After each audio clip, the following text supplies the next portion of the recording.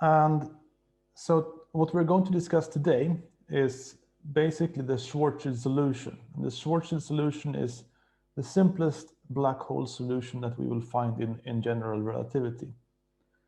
So it's a rather lengthy derivation to arrive at the Schwarzschild solution. And also we have not yet discussed how we arrive at different metrics in GR. That is going to be the subject of the next lecture, where we discuss the field equations that the metric must satisfy. But for now, we're just going to give the metric and discuss the properties of this space-time that is defined by this metric. So, but just to give you a flavor of the derivation, so I'm not going to go through the derivation because that in itself would probably take an entire lecture.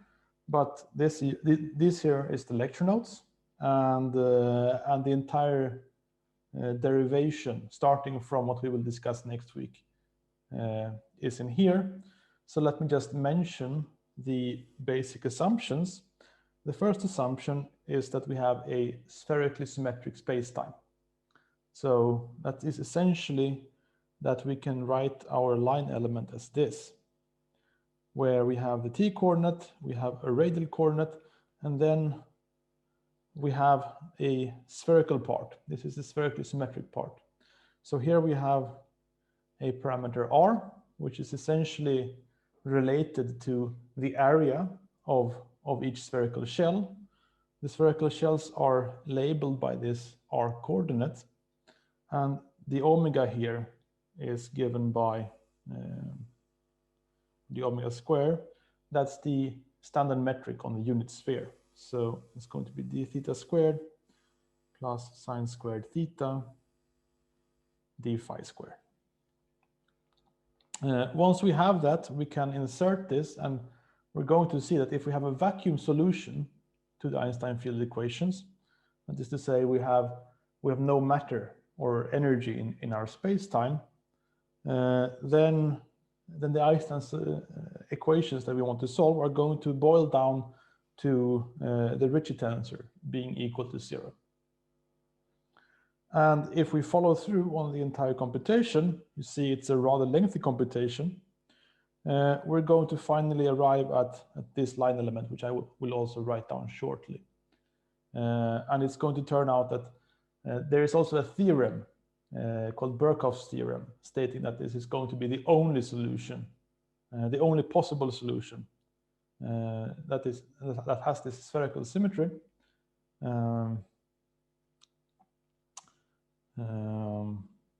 and is a vacuum solution. So let me start from there. So let me first then write down the Schwarzschild metric.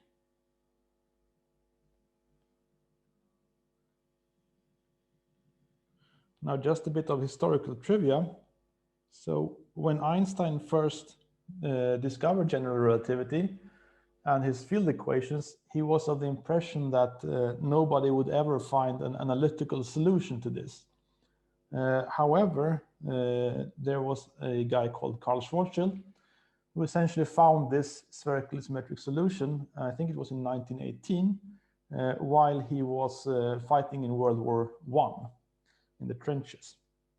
So it was indeed possible, and we will see this solution now. So the line element, if we go through all of these computations that I just briefly showed, is given by ds squared equal to 1 minus, and then we have a parameter which I will call rs, divided by the r coordinate, dt squared.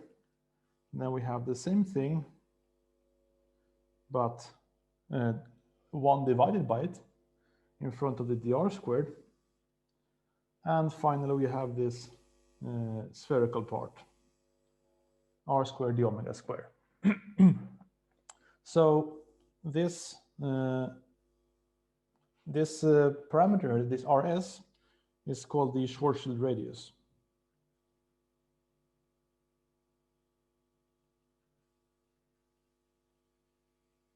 And if you go through the computation, you'll see that it's essentially an integration constant, because Einstein's field equations are generally a set of differential equations. And this Rs is going to be an integration constant that comes out when we integrate this. So this parameter Rs is the Schwarzschild radius. And we can imagine that this, since we assume that this would be a spherically symmetric solution, we could imagine that this is the vacuum solution outside a spherically symmetric body, for example. So in that case, we want to somehow connect it to Newtonian physics, and it's going to turn out that that Rs, if we want to reproduce Newtonian physics in the limit of large R parameter, this Rs is going to be given by 2 multiplied by the mass of the object that we are, this spherical object that we're considering, multiplied by Newton's gravitational constant. So this is going to reproduce.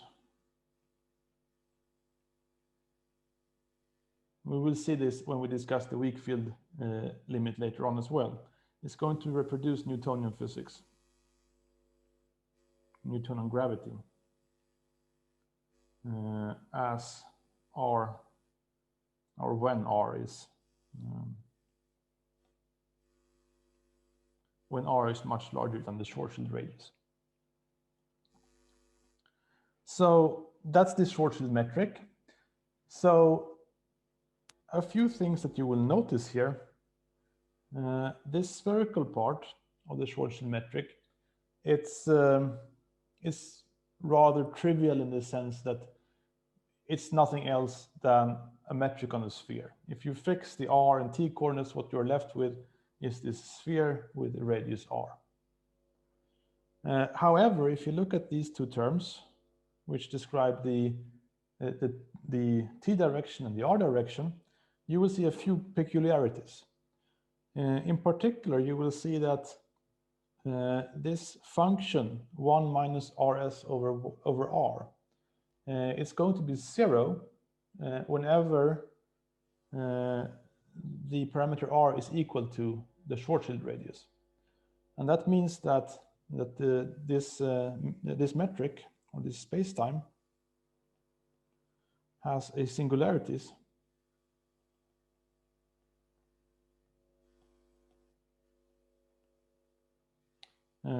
at r equal to rs, but also when r goes to 0, this term blows up, so it also has a singularity at r equal to 0. So the first part of today, I want to start by discussing these singularities a bit.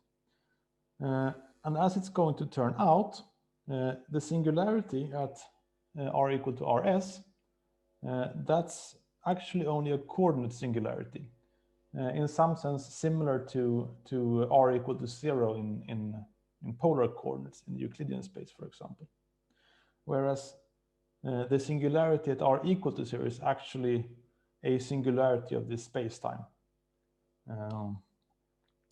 And in particular, we could see this by computing things like curvature invariance. So if we compute, so for example, you can compute curvature invariance.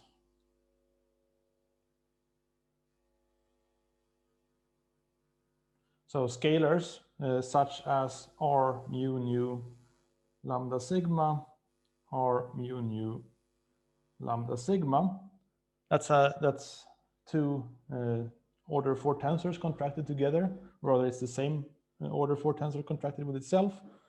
And if you compute these curvature invariants, you will see that all of those invariants are actually going to be finite at the Schwarzschild radius, whereas they will tend to infinity in general when r goes to 0. So this means that a priori, we might expect that we could remove this singularity here at r equal to rs by some clever choice of coordinates. So let me just briefly discuss how that is done. So one way of doing this is that if I draw here, if I forget about the spherical part now, I will just consider stuff moving radially. So I will forget about the theta and phi parts.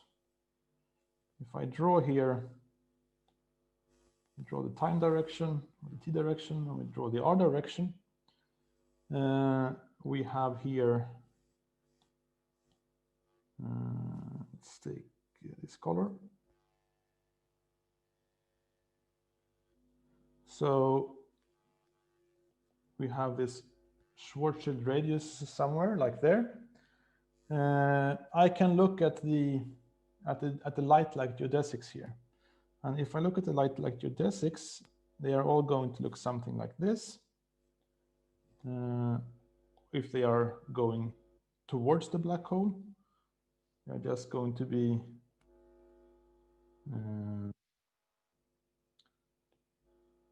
translated relative to each other. So what I can do now is I can try to find coordinates where those light-like curves are coordinate lines. And I can choose to, as my other coordinate lines, I can choose the lines of constant r. So this creates a grid in RT space, and I'm going to try to now make this grid be my coordinate lines for my new coordinates. So the first thing I need to do in order to do that is that I need to find the equation for those red lines. So I need to find an expression for those. And if I have light-like curves, then those must satisfy that the s squared is equal to 0. But I also wanted to have the theta and the phi equal to 0, which means that if I write down what's left in the Schwarzschild metric, I find that the t squared is equal to 1 minus rs over r to the minus 2, the r squared.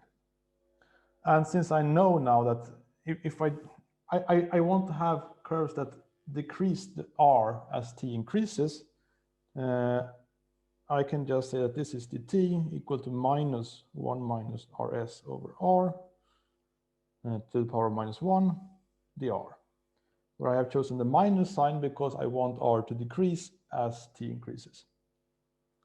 But this is a differential equation that I can solve, and this has the solutions.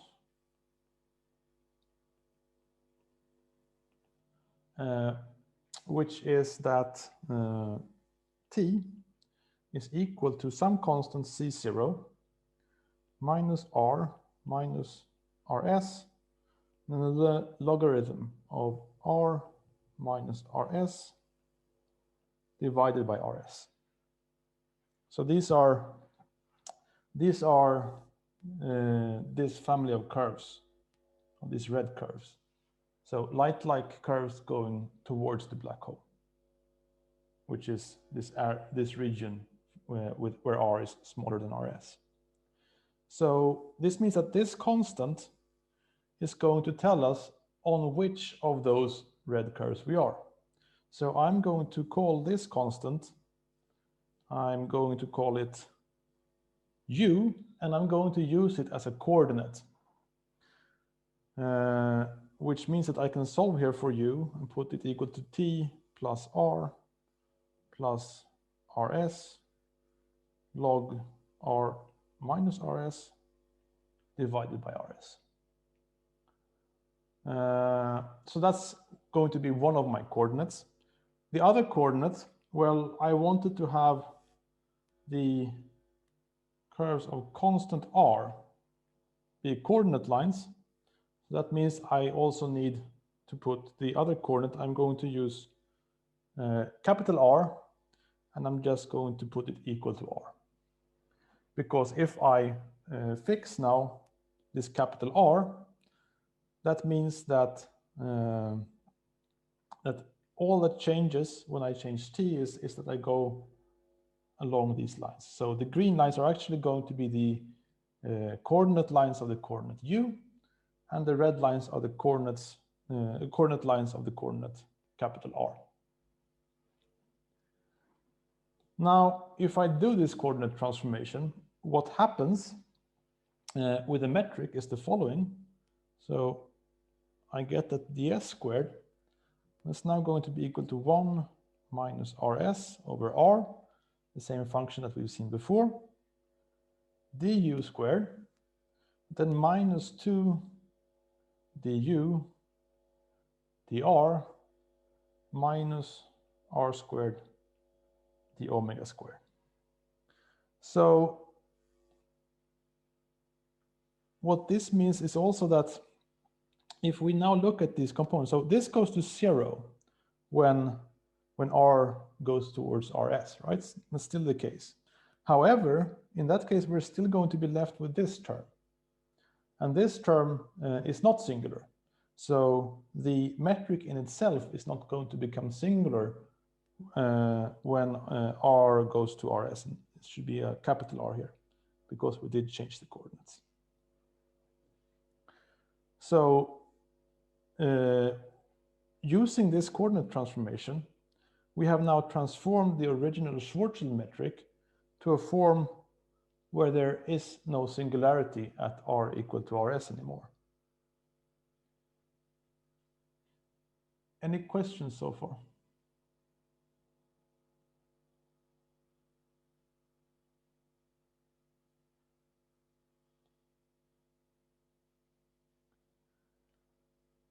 Okay, then let me just briefly discuss how this helps us and how this can help us see what it means to have this black hole solution.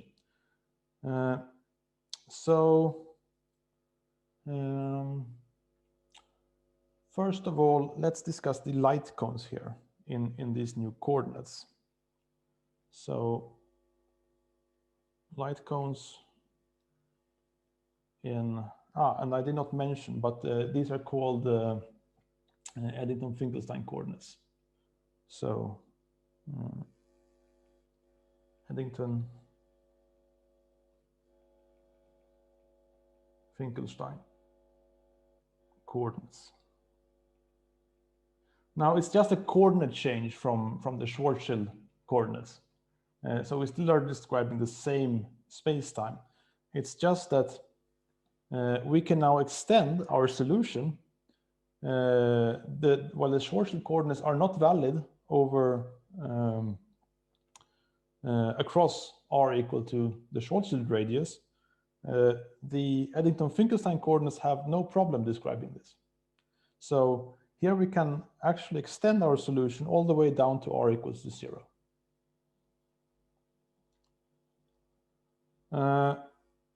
So what I wanted to discuss was light cones in Eddington-Finklestein coordinates. So I'm asking the question, how is light going to move? Essentially, what are the light-like curves in these coordinates?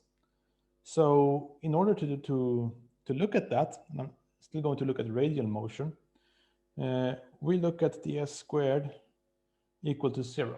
This is again going to describe light-like curves. But ds squared, if I put d theta and d phi to 0, that's now going to be given by the following expression. So 1 minus rs divided by r multiplied by du minus 2 dr multiplied by du. The only thing I have done here is essentially I've taken one du from here and one du from here, and taken that outside of a parenthesis, and put the angular differences to 0 so that we have motion only radially. Now for this to be equal to 0, there are two options. So either the u is equal to 0, or this factor here is equal to 0. So that would mean that the r, or let me write it like this, the u dr, that would be equal to 1/2 1 minus rs over r inverse. So this means that, well, this just means that we get back what we started with, essentially. I wanted these curves, which are curves with u constant, to be light-like curves. That's all that this is saying. So this is kind of by construction of the Eddington-Finklestein coordinates, whereas this is going to describe the outwards moving light-like curves. And you will see here that if r is greater than rs, then du dr is greater than 0. So the argument here is that if r is then smaller than rs, then you would have the opposite. So you would have du dr smaller than 0. So what this means for the light cones, so let me now draw here again, or try to draw, but this time in Eddington-Finklestein coordinates. So we now have, let's take the u parameter there and the r coordinate there, and let's take the Schwarzschild. Oops. No, I can't draw straight today. The Schwarzschild radius there. So this is r equal to rs. So what I know is that the curves with constant u would be those curves. They are light-like curves. So I know that a light cone will always have this curve as a boundary. However, if I look now at 3 different positions, I shouldn't really draw them below r equals to 0 because there is an actual singularity there. So let's do it like that. So I'm going to look at 3 different positions. I'm going to look here, here, and here. So one inside the Schwarzschild radius, one at the Schwarzschild radius, and one outside the Schwarzschild radius. And I'm going to draw now the light cone. So we had one of these light-like curves being like that. So that's the u equal to 0 part of the light cone. And then we have the second one. So in this case, we have r greater than rs. So then the u dr should be positive. That means that I should have a curve that looks something like that at that point. And if you look at how the light cone is going to look like, it's going to mean that the light cone is going to look something like that. So if I, from this event, want to go into the future, I'm going there. And if I'm coming from the past, I'm coming here. But in particular, you can see here that we can increase the r coordinate without having to go along a space-like line. If we come to this point at the Schwarzschild horizon, at the Schwarzschild radius, what happens is that, well, in that case, this is 0. So the u dr is 0. No, sorry, it goes to infinity, right? which is good, because that just means that what we will have here is something that follows this line. So it's essentially a vertical line in this diagram. And the same thing for the other, we have something that goes like that, which means that our light cones in this case will look something like that. So here's something interesting. Now, if I am at the Schwarzschild radius, I cannot go to larger values of r without going outside of the light cone. So anything that comes, any time-like observer that comes to this point has no choice but to go to smaller values of r. And if we continue inwards, it's the same argument here, that we have this line, du equal to 0, but now du dr is negative. So we have something like this, and the light cone looks like this. So it's even more tilted towards r equal to 0. And now not even the light-like curves can go to, well, can even keep their r value constant. They must travel towards the singularity at r equal to 0. So in essence, what this means that as long as I am out here in the region where r is greater than rs, I can escape towards infinity if I am a time-like observer. However, once I reach the Schwarzschild horizon, I have no choice. I must eventually end up at the singularity at r equals to 0. So this is why we call this a black hole, that no information from this inside region can ever cross the what we call the Schwarzschild horizon, which is r equal to rs, and come out to this region where r is greater than rs. Not even light, because the light-like curves here all follow the horizon. So that's where the term black hole comes from. So let me just mention that. So apart from the question, let me just mention that if we look here at the original form of the Schwarzschild metric, if I go inside the Schwarzschild radius, these terms change sign. This expression is still going to be valid inside the Schwarzschild radius. It's just not valid across the Schwarzschild radius. But these terms change sign. So inside of the Schwarzschild radius, this term is actually negative, and this term is positive. So there's another actual argument for not being able to avoid the singularity at r equals to 0 here. And it's that once you cross and you describe your metric within the Schwarzschild horizon using this, the t-coordinate is no longer a time coordinate, it's a spatial coordinate because it has something negative in front here. The r coordinate has something positive in front. So inside the horizon, the r coordinate is actually the time-like coordinate, so to say, which also tells you that that you can't really change the direction that r is going, because that would be like changing the direction of time.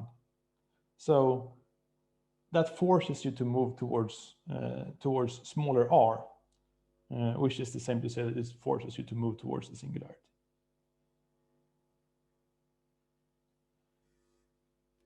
So what I have done now with this Eddington-Finklestein coordinates is that I introduced coordinates that allowed us to study this entire region, both the region outside of the event horizon and the region inside. So as it turns out, this is not completely the full story. I have not yet extended this Schwarzschild solution maximally. There is another set of coordinates, and I'm not going to go through the derivation of these coordinates, that are called Kruskal-Szekeres coordinates.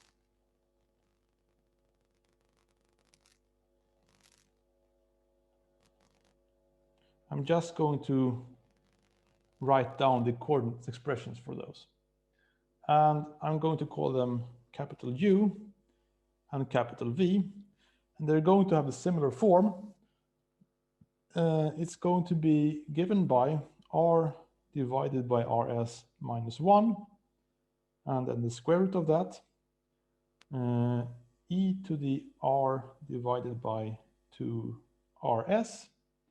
And then the hyperbolic sign of t divided by 2RS. And essentially the same thing here, except that we're going to exchange the hyperbolic sign for a hyperbolic cosine. So these are functions of R and T, just as the Eddington-Finklestein coordinates were functions of R and T. But they are different coordinates. So we note here that in particular, we can express R as a function of U and V implicitly. So if I take V squared minus U squared, we're going to get all of those constants that are in front squared, and then we're going to have the hyperbolic cosine squared minus the hyperbolic sine squared, which is 1, which means that all of this is going to boil down to R RS minus 1 e to the R divided by RS. So this is an implicit function for R given by the coordinates V and U. And it also means that that surfaces of constant R are going to be hyperbola. Hyperbolae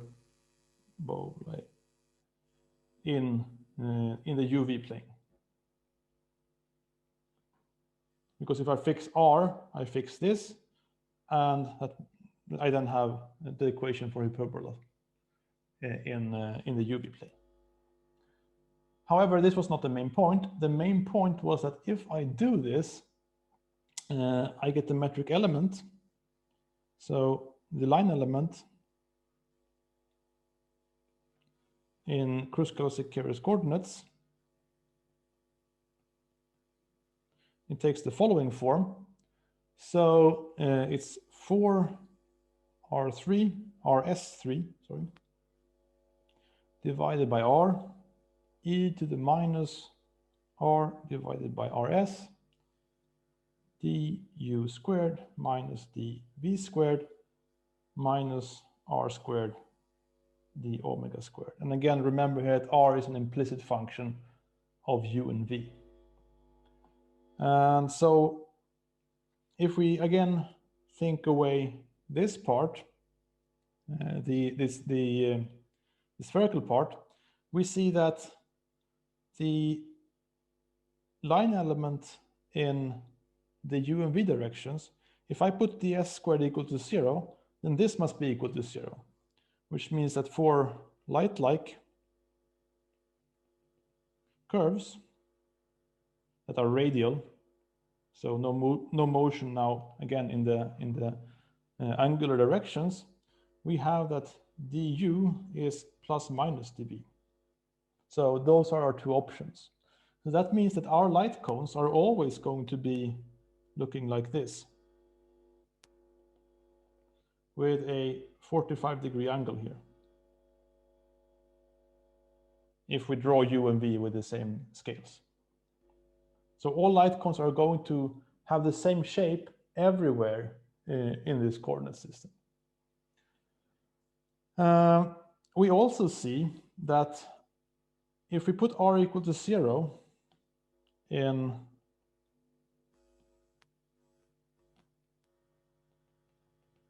this expression here, we're going to find, well, this is going to be 0, this is going to be 1, so we're going to find that V squared minus U squared is equal to minus 1. So this is kind of the limiting curve of Kruskal-Szekeres coordinates. So, and also if r equal to rs, let me just mention that, then v squared minus u squared is going to be equal to 0 because this factor is going to be 0. So that means that v is going to be equal to plus minus u. So let's try to make all of this into a diagram over this maximally extended Schwarzschild spacetime. This is essentially going to be the last thing we do before the break. So the Kruskal-Szekeres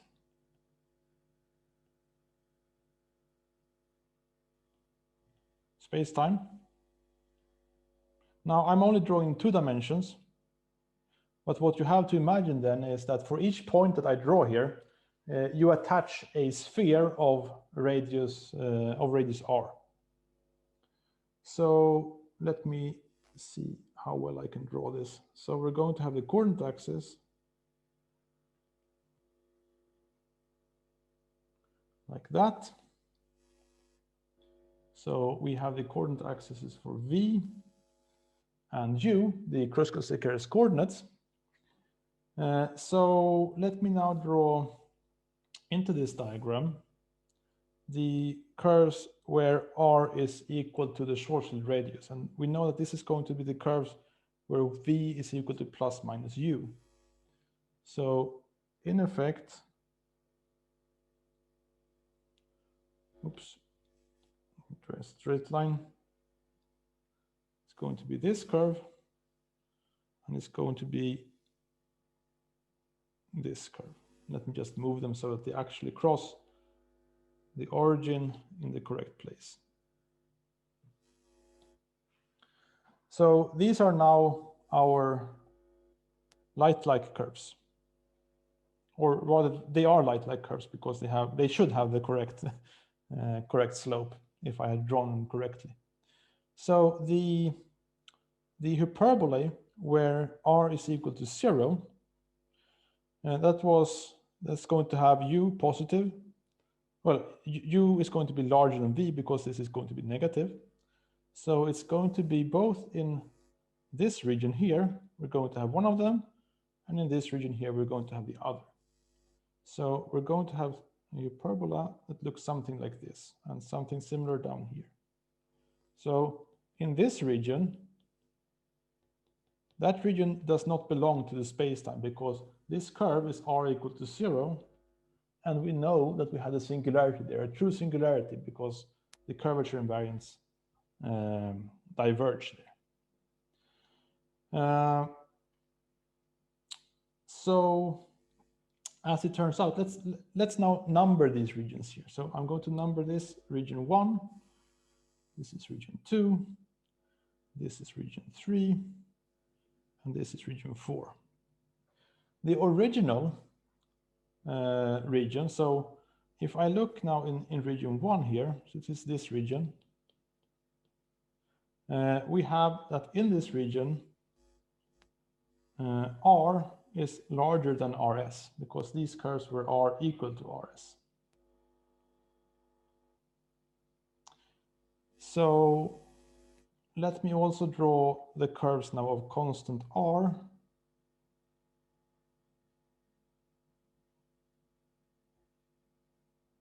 They are going to be hyperbole. We saw that already. They look something like that. And they also look something like that in here. So those are curves of constant r. If I draw the curves of constant t instead, they are going to be straight lines.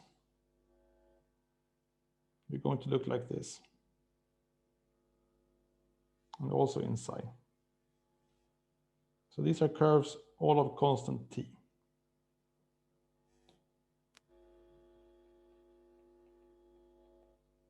So if we have a light, well, if we have some observer here, out here in the region where r is greater than rs, And we know that the light cones look like this. So we have to move upwards here. And we might eventually cross this line where R equals to RS and move into the black hole region, which is region 2. And this region 2 is actually the same region that was described here by the Eddington-Finklestein coordinates.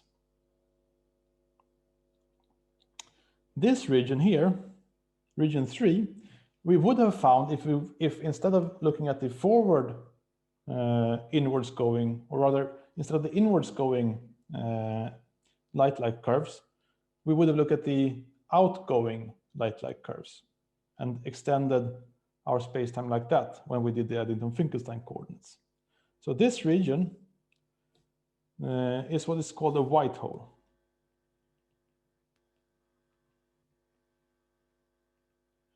And it's relatively easy to understand why. Well, the black hole region is up here, region 2. If I have a point here, there is no way that I can get out because all the future pointing light cones all go towards the singularity at R equals to 0. The white hole region is the other way around. If I start here, I eventually pass outside this white hole region. And if I start outside the white hole region, I can never get in. This region here, region 4, is also quite interesting because it's essentially a carbon copy of this region here, of region 1. Except that if you start in region 1, there is no way that you can start here and through a time-like or light-like curve end up in region 2.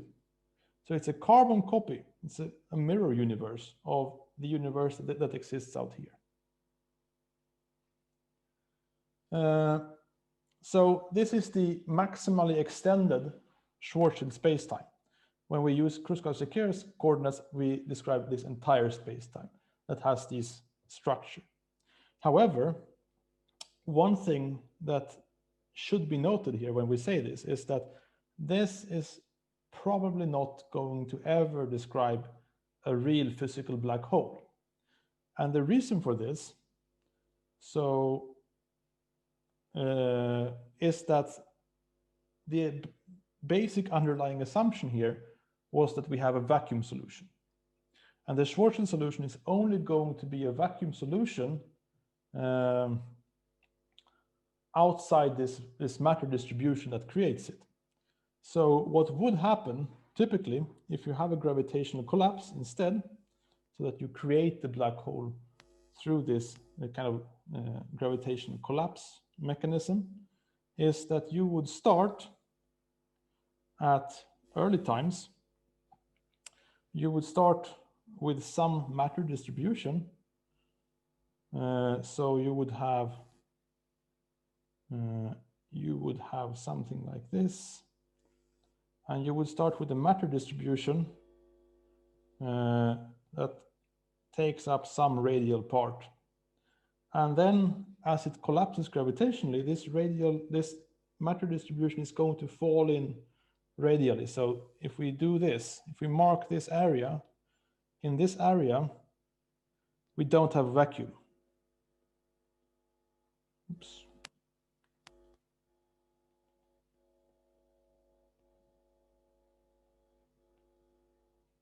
So when we do this gravitational collapse, generally we don't have a vacuum here.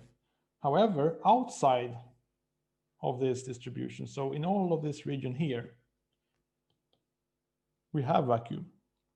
And so the Schwarzschild solution is going to hold there. So generally, I have not written out the coordinates here on purpose because generally it will look something like this.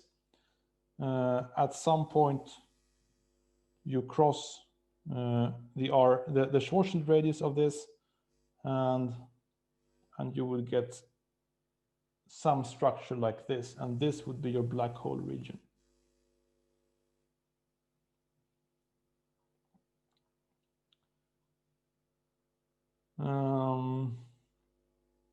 Any questions on that?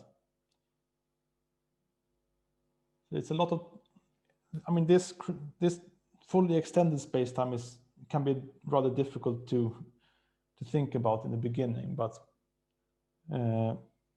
but this is the structure of the maximalist extended. So if you just assume vacuum, this would be the solution. However, in a more realistic case, you would have something like this instead. Okay, so it's 20 past and it's time for us to begin again. So while the previous hour we spent on discussing the Schwarzschild spacetime itself and how we could extend it using different coordinate systems, today this hour I'm going to spend on focusing on the symmetries of the Schwarzschild spacetime. So I'm going to go back to using Schwarzschild coordinates, and I'm going to use this also to see how we can deduce how things are going to move in the space-time using these symmetries, and in principle then discuss how a time-like observer would fall, a freely falling observer would fall in the Schwarzschild space-time. So the first thing to do is then to discuss the Schwarzschild space-time symmetries.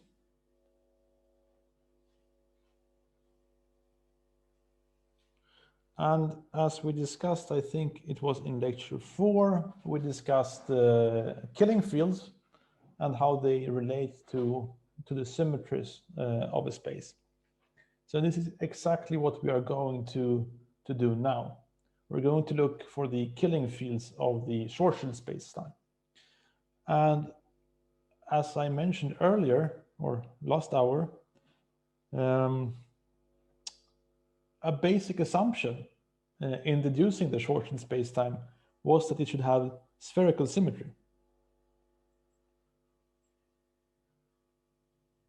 So this means that that obviously that we should get the same symmetries as we would have on a sphere.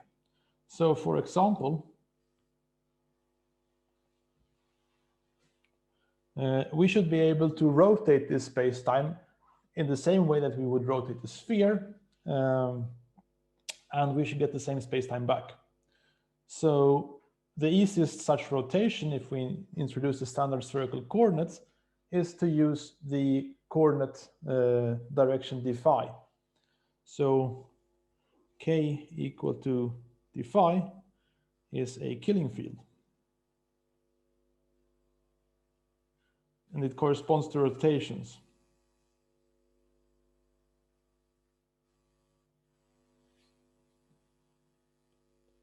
So the way we can see this is, as you also did in the homework assignment, is that we can compute now the Lie derivative in the phi direction of the metric tensor. And if we have a killing field, then this should be equal to 0. So if we just do that, this would be equal to d phi acting on GAB plus G AC dB and then K KC, sorry. So the C component of K, and we have another term which is G CB dA KC. Now the point here is that when the killing field is just one of the coordinate fields, all of the components of this field are constant. So we have k phi equal to 1 in this case, and all other equal to 0. So that means that these derivatives are both going to be 0 because we are differentiating either 1 or 0. That means that this is 0 and this is 0. Furthermore, if we look at the metric components of the Schwarzschild spacetime, none of them depend on phi, which means that this derivative is also going to be 0. Which means, of course, that the entire Lie derivative is 0, which means that we have this rotational symmetry of the Schwarzschild spacetime. which is of course good to get back because that's what we started with. So that is one symmetry, but one thing we saw here in this example, and it's something that generalizes, there was nothing peculiar about choosing the phi coordinate here. If I choose any of these basis vectors, and then these two terms are always going to disappear because they include derivatives of ones or zeros. And whether this term is zero or not is going to depend on whether or not the metric components depend on the coordinate we have chosen. So if we look back now at the Schwarzschild metric, the t squared minus 1 minus rs over r inverse the r squared minus r squared d omega squared. If we look at this, you will see that neither of these components depend on the time coordinate t. So we can immediately say, just by looking at this metric, that we are going to have another killing field.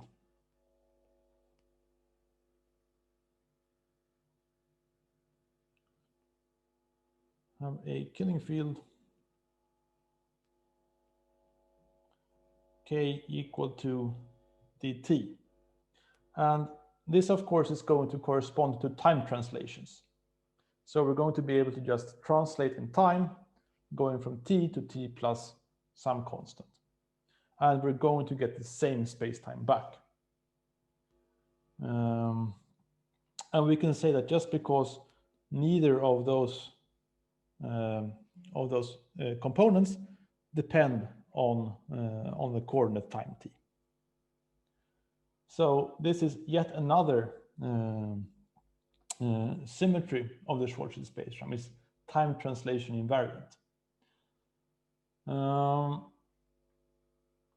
So in particular, well, if we look here at what this means, so if I want to see the following, if I take this inner product between, this might seem obvious, but if I take the inner product here, I get 1 minus rs over r. This means that this killing field here, as long as I stay outside of the Schwarzschild radius, this is going to be greater than 0. So outside r equal to rs. So this means that the t is going to be time-like everywhere outside the Schwarzschild horizon. And there's actually a particular name for a space-time where this is true. So if there exists a time-like killing field, so that's a field satisfying both that its norm squared is greater than 0 and that it's a killing field, then the space-time is said to be stationary. And there is an additional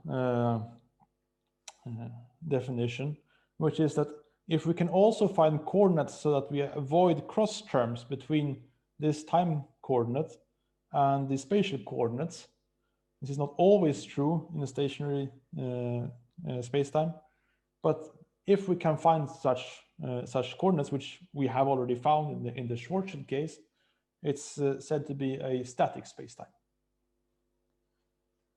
But in particular, the Schwarzschild spacetime outside of the Schwarzschild radius is stationary.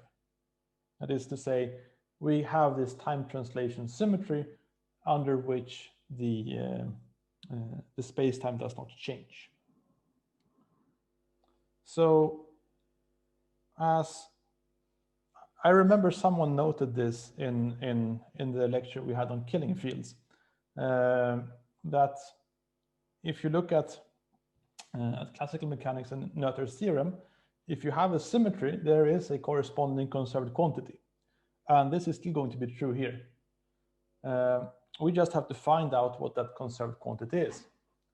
And it's not that difficult to find that conserved quantity. So let's consider the following. So assume now we have a spacetime with some killing field. Okay, so we have some symmetry in the spacetime, and furthermore, consider a geodesic with tangent u. So essentially, u is going to be the forward velocity here if we were considering a time-like geodesic. In general, we might also be considering a light-like geodesic or a space-like geodesic. So we would be considering a light-like geodesic if, for example, we are looking for something related to a light signal.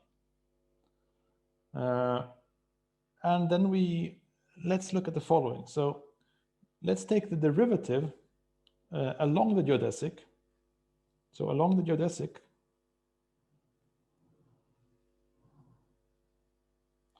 I want to know now how the inner product between this killing field and this tangent vector u changes. So I want to take the derivative here with respect to the proper time, or in the case of a light-like geodesic, the parameter of that geodesic, of g acting on k and u. So since this is a scalar field now, this may be expressed as the connection in the u direction acting on this very same thing. So k, u. And my connection again is the Levi-Civita connection, so it's going to be compatible with the metric, which means that I can rewrite this as g acting on uk, u, plus g acting on k, and u acting, and this connection acting on u. But now by assumption, u was the tangent vector of a geodesic, which means that this derivative is 0 by definition. So it remains to see what this object is. So I'm going to write this out now in coordinates because it's a little bit easier to see. So if I write this out, I have, I'm going to have the derivative in the mu direction. I'm going to have a u mu and I'm going to have a u nu. One of the indices corresponds to the index of the connection, and the other to the index of k.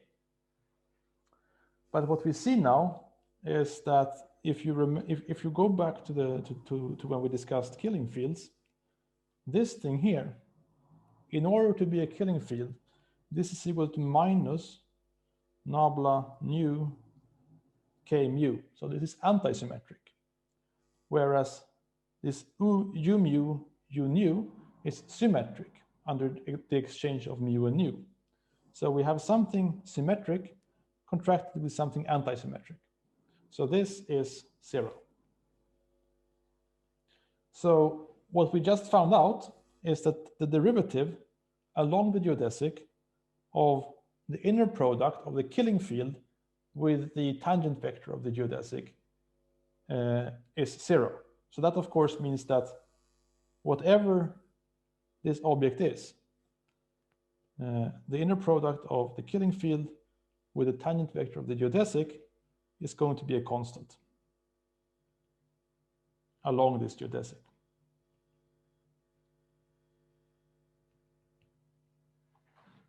So let's go to what we had a question on earlier, actually. So the examples of the conserved quantities in the Schwarzschild spacetime. So we had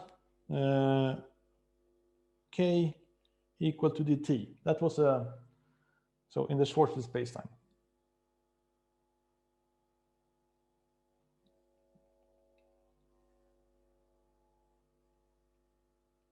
We had this this killing field, the time-like killing field dt.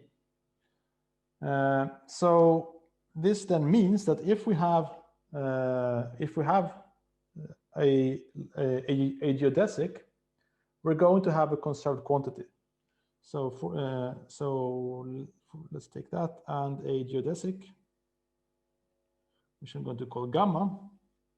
We know that there is a conserved quantity that is g dt gamma dot. So where gamma dot is the tangent of this geodesic gamma.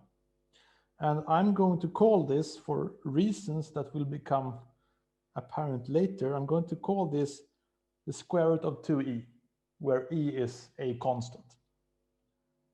So, as I said, for reasons that will become clear later, I mean, it doesn't matter what I call this constant. I've chosen to call it the square root of 2e. Now, if I compute this, this is going to be GTT, because the metric is diagonal. So since I have the t here, I only get the t term from the gamma. So it's GTT and then dt d tau, where t now is the coordinate t and tau is the curve parameter here. So if I insert what this is, it's 1 minus rs over r multiplied by t dot, where dot now is the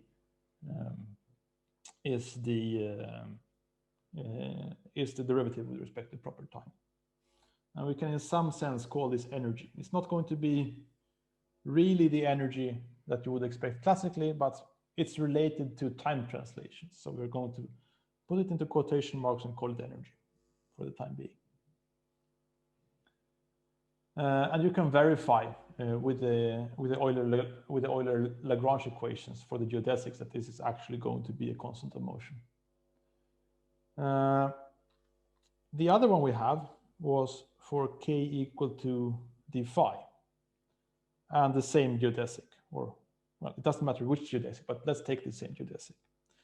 Then we will get the conserved quantity d phi gamma dot.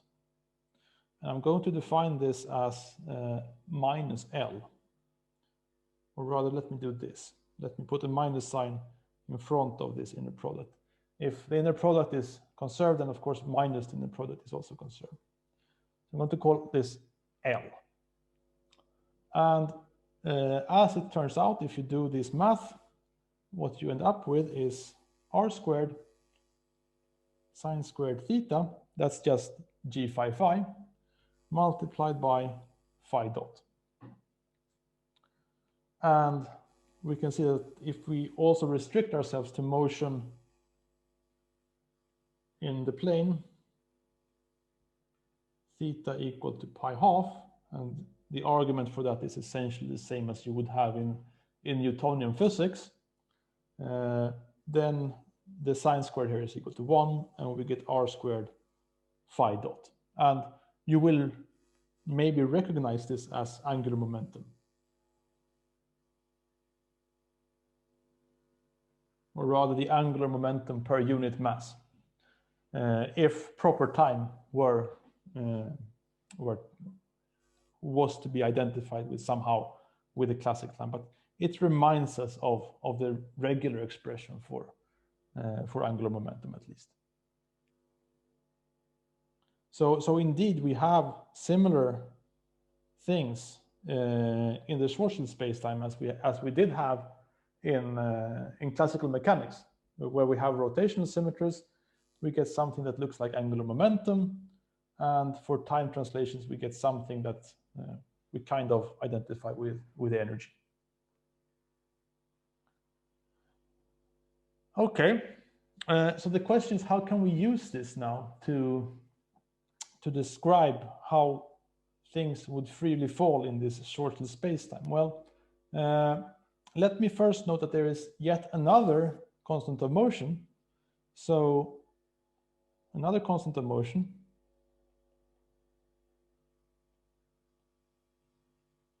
and we have looked at this before as well, is the inner product of the tangent vector with itself. This is always a constant as long as we have an affinely parameterized geodesic. So, for example, let me call this alpha. So this is going to be 1 for time-like geodesics and 0 for light-like.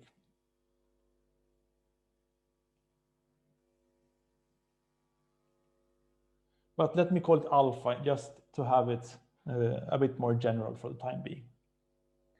So this means that if we go through the math here, we can see, let me also introduce f just so that I don't have to write so much, 1 minus rs over r.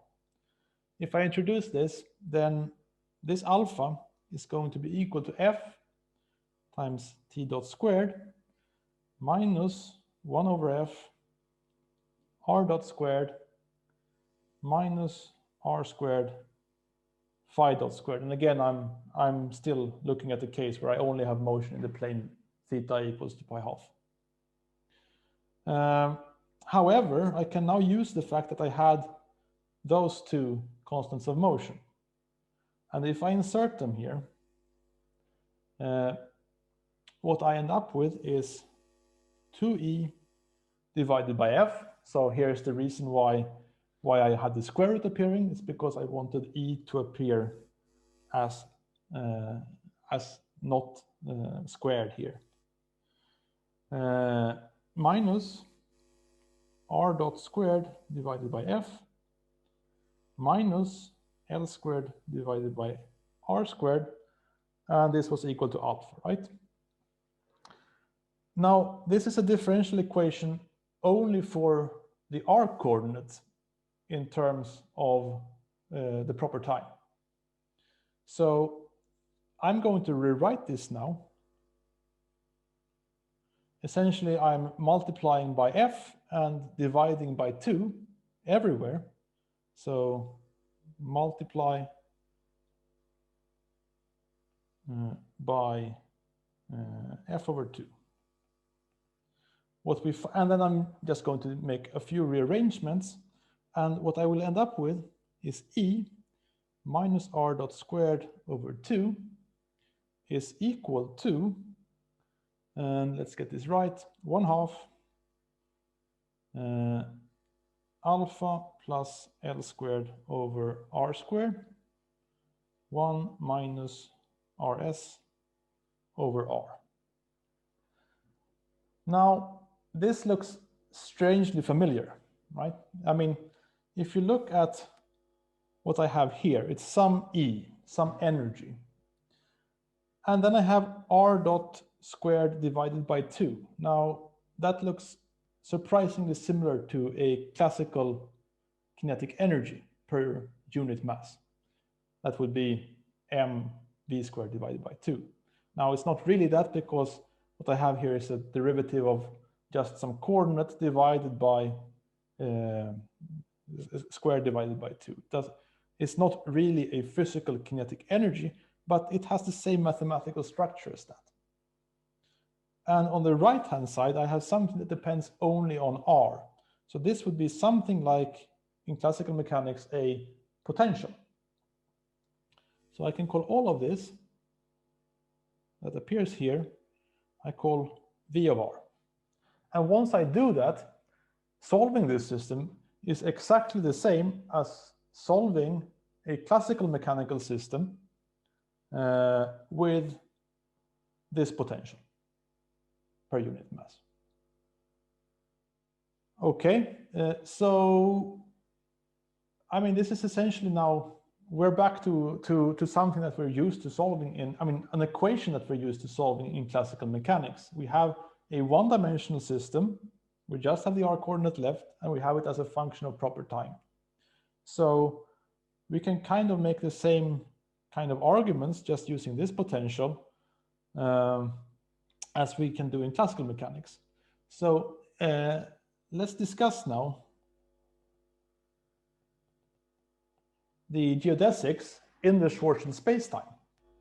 So we had this potential V of r, and let's consider the time-like case. And in the lecture notes, doing the same for the light-like case is actually an exercise, so I'm not going to go through that. We had this V of r, which was 1 over 2, then 1 plus L squared over R squared, and then 1 minus RS over R. So one thing that we can ask ourselves is, are there any stable points or fixed points in this potential? So are there any points where we can have R dot equal to 0 and have that as a solution? So we're looking for the stationary points.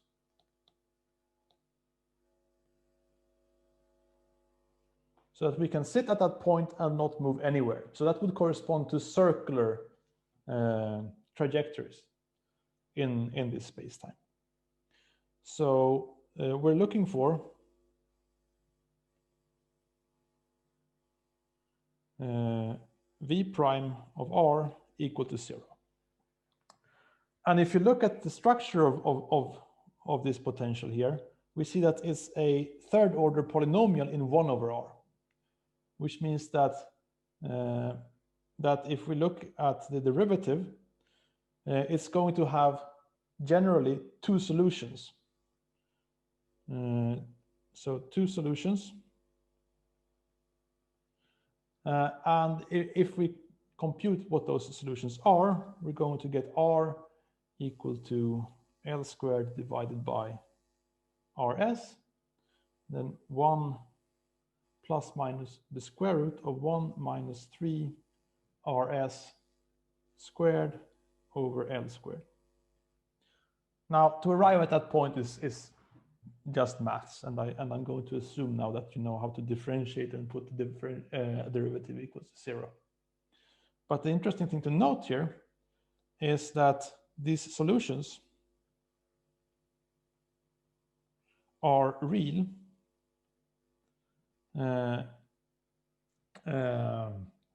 only if 3RS squared is smaller than or equal to L squared. So we need a certain angular momentum in order for those points to exist. And if the opposite is true, then we don't have any of these stationary points. So then let's look now let's graph this potential and see how it looks. So we put V of R there and R there. So if I put R equal to the Schwarzschild radius, so let's put RS here, then this term is going to be 0, so I'm always going to cross 0 there. If I don't have any stationary points, this is going to be a monotonically increasing function. It's going to look something like this. Actually, it's going to go to some constant value as R goes. Well, actually, it's going to go to 1/2,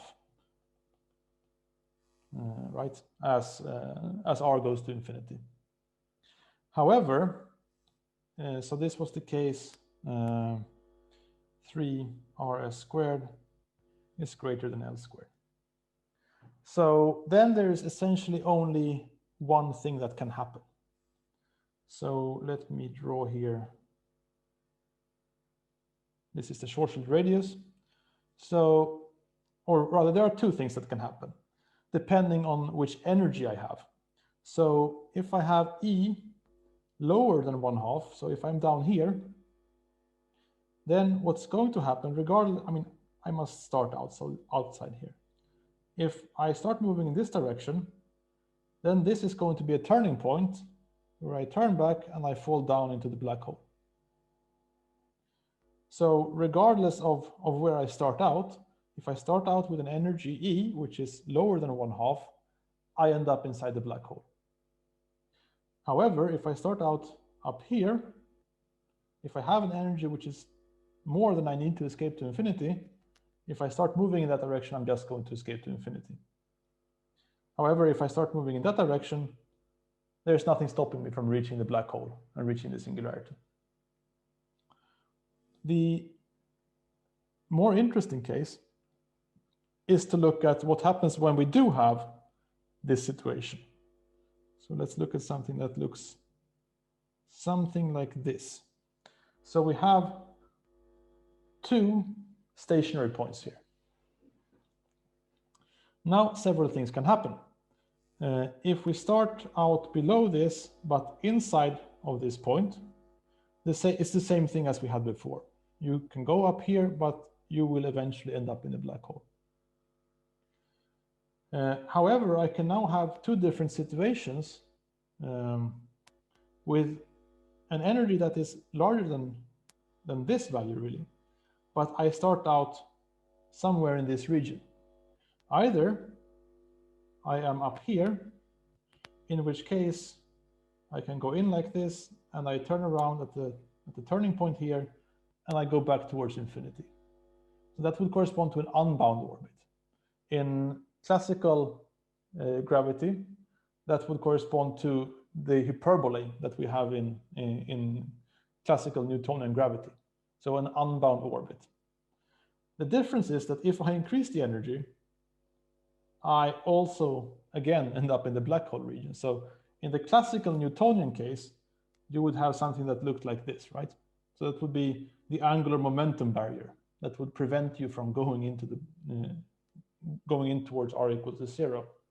In this case, there is no such barrier. There is only this barrier, which has a finite size. And again, just as in the Newtonian case, you can have a case where you're down here, where your energy is smaller than 1/2, but you end up in an orbit around with a radius which is around this radius. And you go back and forth between the two classical turning points.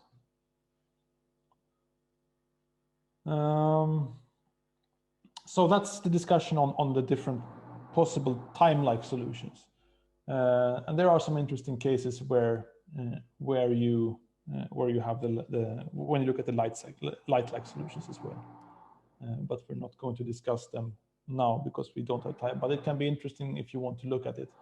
And as it says as an exercise in the lecture notes, you should find that there are circular unstable orbits. So with a negative second derivative like this one. So this point, of course, is unstable. If you go just a little bit to the left or a little bit to the right, you're going to either end up in a black hole or end up with something that never is going to come into the black hole.